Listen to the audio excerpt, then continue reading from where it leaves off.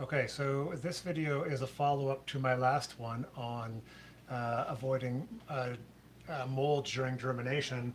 And what I was saying in that video was that one of the ways, the main ways we get mold during germination is because there's not enough airflow.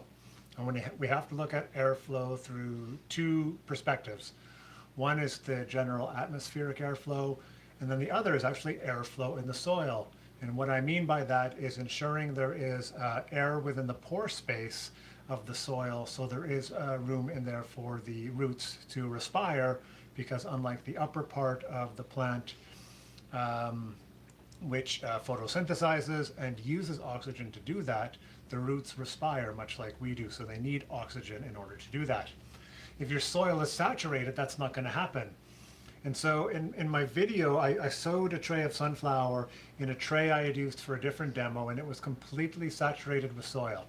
And it's something I would never have planted in before, but there was a good opportunity to show what happens in this situation. And mold during germination is a question people ask a lot of. And so this is kind of showing you the results of that. So I uncovered this tray today. I believe I sowed it on March 28th. And from there, it's probably looking like a fairly well germinated tray. But in fact, this has got about a 50% germination rate. And you can kind of see splotches, especially down here. There's kind of a dead patch.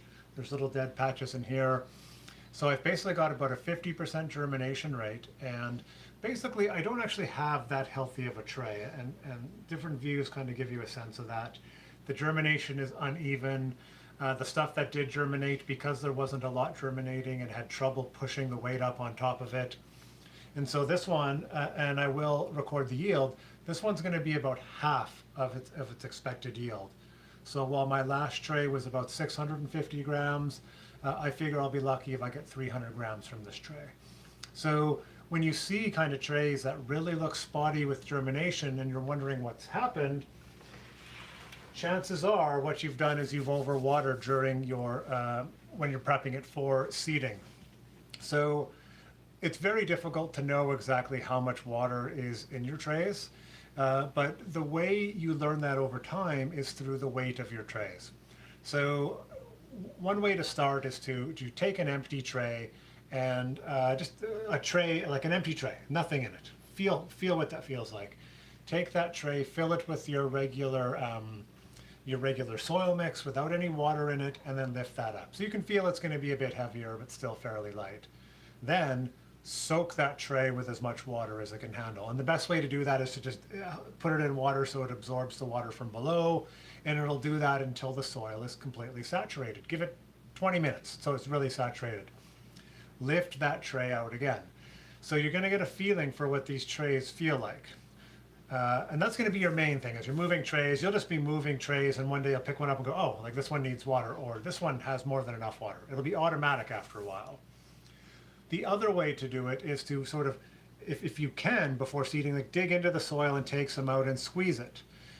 Is there a bunch of water coming out of there? Is the water pooling? So look for signs like that. That is stuff you never ever want to see. So think about filling a sponge with water where it's totally saturated, squeezing a little bit out of it, and then using it to clean. That's a general sort of process we go through.